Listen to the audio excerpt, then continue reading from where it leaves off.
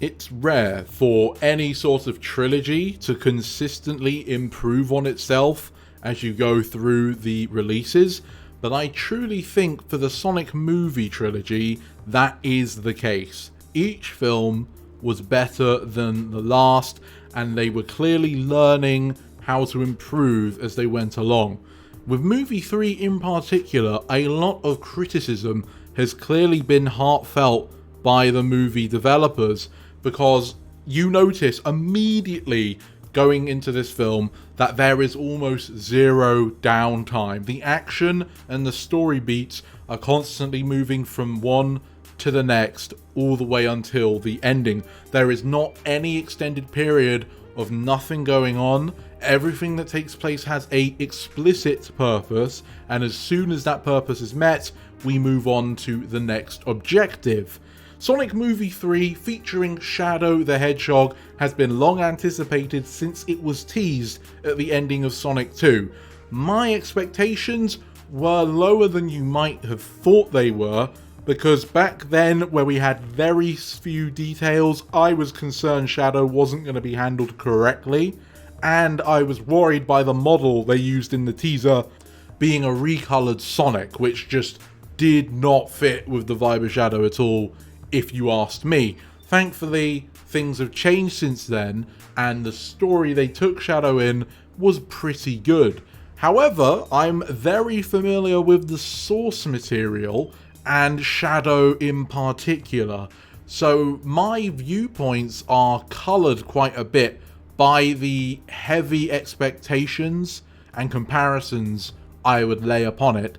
So I've tried to look at it both from my own native point of view, and then also from the point of view of someone who just watches the films and doesn't play the games. That makes it sound as if I'm about to tell you this movie wasn't good, but that's not true. This movie is good. It's the best one of the three, and if you've enjoyed Sonic in any form and you want to see him on the big screen, this is the movie to watch. Hands down, just sit down and watch movie 3. Has it lived up to the weight of expectation as far as it needs to allow the movie franchise to stay alive? Yes. This is definitely good enough to enable Paramount to make another film, which they clearly will based on the teaser shots at the end of the movie, as well as probably some spin-off TV shows, at least one more they could definitely do thanks to this film. So where to start, really? We might as well focus on Shadow himself, I think. That just makes the most sense. The Shadow we get here is different from the one in the games in that he crashed to Earth 50 years ago from a comet and was found by GUN, and then Professor Gerald took over the research into him and harnessing his power and learning about him and all that stuff. Which is not the same as in the games, where if you didn't know, Shadow was fully created by the plans of Dr. Gerald Robotnik, who wanted to create the ultimate life form for a GUM project and also to test multiple forms of medicine and treatment to help his chronically ill granddaughter Maria, which is also a change made in the film. And Shadow was the second attempt. The first attempt failed and was known as the Bio Lizard, but then with the blood of a creature called Black Doom, he was able to perfect his plans to make Shadow the Hedgehog. And the rocket skates and the inhibitor rings are all Gerald's design in the games, whereas Shadow just has them in the movies, and he doesn't remember anything before he crashed on Earth, so we will probably never know what was going on with any of that. But that's a key difference right off the bat. It doesn't mean his personality has to be hugely altered, but it is a different origin story, and the changes it makes does change some of his relationships in the film. Maria, at least to me, is depicted as older than she was in the game at the time of her death, which is understandable because if you were shooting a very young girl, people probably wouldn't be down for that. But they don't shoot her anyway, so maybe it was just they thought the actress was good and they just went with her, and it didn't matter because she's not in that many. She's not in too many scenes of the film, to be honest. I think she has 3 real scenes from memory. So yeah, it wasn't huge detail. I can understand why they did it for those multiple reasons, but it is a difference, and for me, it does hit the sympathy a little bit. But what hits that more, the pain that you are supposed to feel for Shadow, is that she's not got the chronic illness. In fact, she's very fit, healthy, and active. It's a different character, really. It's the same name, but it's a different character. Some people will prefer that and others won't. I very much preferred the original portrayal. There's not an issue with this one, it's just different. But it does mean that when Shadow loses Maria, and it wasn't a direct shot, and it was an accident, blah blah blah, I felt less of a hit. I felt less of an emotional hit through this portrayal than the way it's usually done. Throughout the film, Shadow's drive for revenge doesn't come off as strong to me as it did in the games either. He felt way more neutral but leaning towards doing bad things than he did just outright villainous. Because in the movies, when he wakes up, it's because Gerald hacks into GUN to free him from his containment, and he instinctively tries to find his way back to the laboratory that trained him and housed him back in the day. And Gerald predicted that's where Shadow would go, so he was waiting for him, and that's where the plot picks up with Shadow. But through this, when he encounters humans, he doesn't hate the humans, he just hates GUN in particular.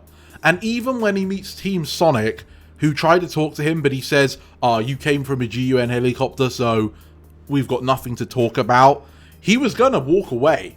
So even in his mind, when those three were part of GUN, the group that resulted in Maria's death, even then, he wasn't going to throw hands with them until Knuckles decided to start attacking anyway.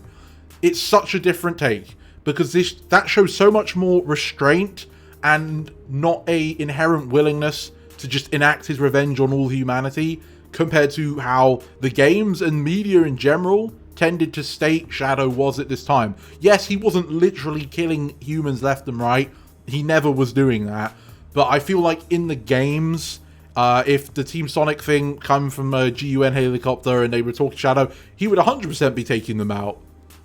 But that's not the case here, and it makes his eventual turn from being a villain to neutral anti-hero sort of thing also less impactful, just like Maria. And then the final bit of this Shadow trilogy is Gerald still being alive. In some ways it's great, because that's never happened before, it's fresh, and Jim Carrey does a really good job of Gerald. I was worried he was just going to be a comedic relief character, but it's all an act, and Gerald's actually somewhat serious by the end of it. It's still comedic, but it's good. Gerald's done well. But the problem is, by Gerald being here, and by Gerald not sharing all of the details with Shadow and manipulating Shadow, whilst it looks good on Gerald, it takes more aspects away from Shadow, because in the games, Shadow is inheriting Gerald's ideas, but he ultimately is the one manipulating Eggman and leading to the end of the world. All the cards are in Shadow's hands, even though most people didn't realize it whilst it was going on. So when you've got that, his genuine desire and hatred to get revenge on all of humanity, and the fact that Maria was so much more vulnerable when she was killed by the military, it added so much weight, not only to what Shadow was doing, but when he changes his mind at the last minute to help the heroes and then sacrifice himself to ensure Earth survives. Because of how far gone he was originally, and for the valid reasons he had to feel that way, that heel turn, that change of resolve, spoke so much about Shadow's true personality, since he obviously didn't remember his true objectives until the end either. The fact that once he learned about that, he just did a complete 180 and did as much as he could until he died, that spoke volumes. And that's a huge part as to why people like Shadow. Because yeah, he was cool as a villain and he had these cool powers, but it was also the fact that when his true self came out, he just went all in. He went all the way. The movie has Shadow sacrifice himself as well, but because it's lacking those three things there, or maybe lacking's the wrong word, but they're definitely lesser. They are lesser in the film because of the changes. I didn't feel it as much. It did not hit as hard to me at all. What was good was Dr. Eggman's final goodbye. That, I think, was great, because Eggman, as far as my memory allows me, has only died once before, and that was in the SatAM/Archie timeline. That's the only time we've seen him die, and in SatAM, it was still good, shouting at the top of a tower as it was imploding about how much he hates Sonic before he truly died. That was good. And this was way more emotional, but it was still good. It was good for different reasons. It was a nice end for this Eggman, and I'm pretty sure he's gone now. Like, that's it. Eggman's dead, and we're moving on. So I'm happy with how that went. But just round up on Shadow, because this was his film. It does a good job. His personality's good. He doesn't do anything like he would in Boom. He doesn't embarrass himself. He isn't just a one-note character.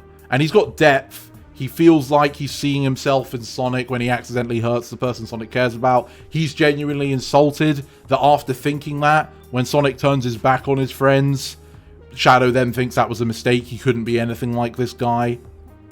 It's good. He's got the depth. And they clearly cared about what they were doing. But I don't think it hits as strong. And I think ultimately it means he's a little bit less interesting than the game counterpart. Is it strong enough to carry a solo film? If I was only viewing the movies and I didn't know anything about Shadow outside of the movies, I don't actually know. I would think he's cool, yes, but I don't know if I would want to follow him on a solo outing, maybe as a cameo in the next movie. If it was Game Shadow, 100% yes, he can do his own film. But I don't even know what they would give this Shadow, because I doubt Rouge is going to be in it. Because Eggman is dead, Omega really shouldn't be in it. Omega's great, but without Eggman existing, that's just too much of a loss of his character. I wouldn't recommend it. And the Chaotix aren't in the movieverse yet. I think they're in the comic, but that's it. So yeah, I don't even know what they would do for Shadow anyway in a solo film. And Commander Walters is either dead or recovering.